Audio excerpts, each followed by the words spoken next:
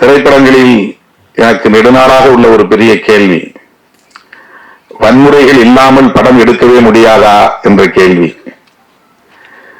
வன்முறைகளுக்கு முன்னுரிமை அல்லது முக்கியத்துவம் தராமல் திரைப்படங்களை எடுக்க முடியாதா என்ற கேள்வி. திரைப்படங்களில் காட்டுவதை போல் உள்ளபடியே மக்களிடையே வன்முறை கலாச்சாரம் இருக்கிறதா என்ற கேள்வி. இயக்குனர்கள் மாற்றி சிந்திக்க வேண்டும். ஒரு கதாநாயகன் என்றால் அவன் 10 பேரை ஒரே நேரத்தில் அடித்து வீழ்த்துவான், 100 பேரை எதிர்கொள்வான், பெரிய அளவில் ஒரு தாதாயிசம் அல்லது ரவுடியிசம் இருந்தால்தான் அவன் ஹீரோ என்று கட்டாயமாக வலிந்து அதை காட்டித்தான் ஆக வேண்டுமா